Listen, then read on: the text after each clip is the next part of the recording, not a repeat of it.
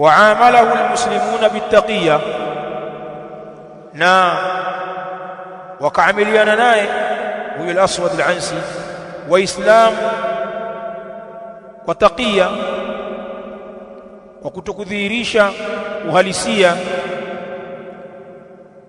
Maneno kama haya yamezungumzwa na baadhi ya waandishi, lakini lugha hii sio lugha ya ahli sunna. Maana taqiyya ni sehemu ya ibada ya kishia.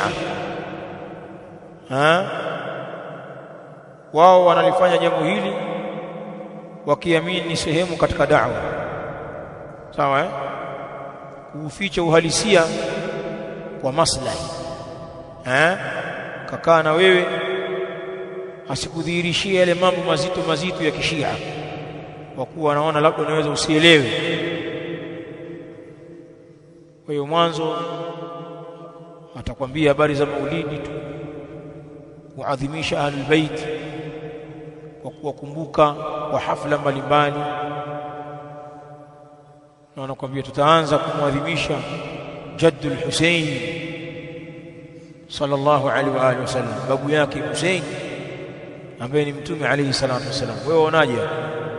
Ndipo walipowateka makhurafi Jaddul Hussein, kisha mkwewe na ndugu yake Ali bin Abi Talib karrama Allah wajha, wanakuambia hivyo Shia. Kisha mkewe bintu Rasulillah Fatima az-Zahra, si ndio? Kisha watoto wake Al-Hasan wal-Husayn. Hawa ndio ahlul bait wa kuwakumbuka kadha. Makhurafu watajie watu wao, alafu pawe na chochote kitu, maana ni watu wa maslahi, mchele uwepo na nyama nyingi. Bwana, watapiga twari hao na kucheza, sababu ndio mambo yao. Kwa hiyo wanaanzaga hivi, hawatoanza na kudhihirisha ule ushia hasa wa kuwatukana salafu, labda kumtukana Abu Bakr Siddiq radhiyallahu anhu na Umar, na kumkosea adabu Aisha radhiyallahu ta'ala anha, mke wa mtume na mama yetu, kuzungumza ukafiri kuhusu Qur'ani, kama Qur'ani imepunguzwa na imeongezwa. Kuna ayatul wilaya